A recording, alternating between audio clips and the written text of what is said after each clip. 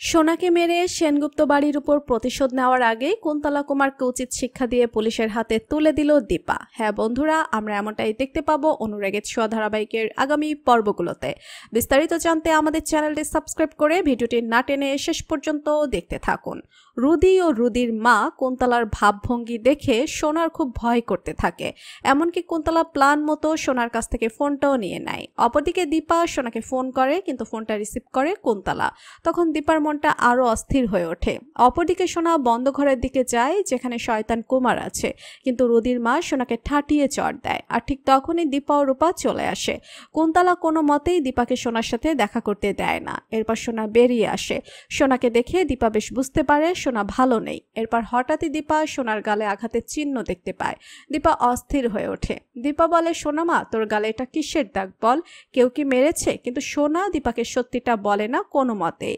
সোনা বলে, কে মারবে আমাকে, আমি খুব ভালো আছি এখানে, তোমরা চলে যাও এখান থেকে। দীপা চলে যায় ঠিকই, তবে দীপা বেশ বুঝতে পারে সোনা ভালো নেই।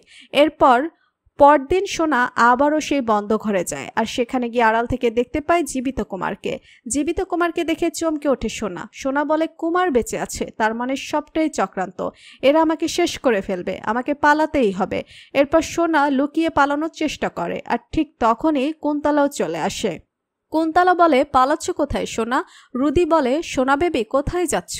সোনা বলে, রুদি, তোমাদের চক্রান্ত আমি জেনে ফেলেছি, আর এই শয়তান কুমার সেও বেঁচে আছে।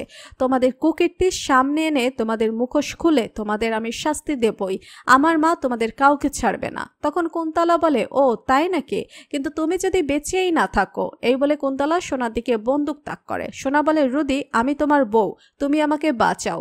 রুদি বলে, তোকে বাঁচতে দিলেই তো আমাদের কুকুরটি সবার সামনে চলে আসবে, তোকে তো মরতেই হবে। এরপর যখনই কুন্তলা সোনার দিকে গুলি চালাতে যাবে, ঠিক তখনই পুলিশ নিয়ে হাজির হয় দীপা। দীপা বলে, শয়তান, আমার মেয়ের গায়ে হাত তুলেছিস, তোদের আমি কাউকে ছাড়বো না। এই বলে দীপা রুদি ও তার মাকে ঠাটিয়ে চড় দেয়। সোনা বলে, মা, কুমার বেঁচে আছে। এরপর পুলিশ রুদি ও তার মা এমনকি জীবিত কুমারকেও অ্যারেস্ট করে থানায় নিয়ে যায়। তো বন্ধুরা, তোমরা এটাই চাও তো যে কুমারের খেলা শেষ করে পুলিশে দিয়ে সোনাকে যেন অত্যাচারের হাত থেকে বাঁচায় দীপা? কমেন্ট করে জানিয়ে দাও তোমাদের মতামত। আর আমাদের চ্যানেলে নতুন হয়ে থাকলে চ্যানেলটি সাবস্ক্রাইব করে রাখুন, যেন অনুরাগের ছোঁয়া ধারাবাহিকের আগামী পর্বের আপডেট ভিডিও সবার আগে পৌঁছে যায় আপনাদের কাছে। ধন্যবাদ সবাইকে।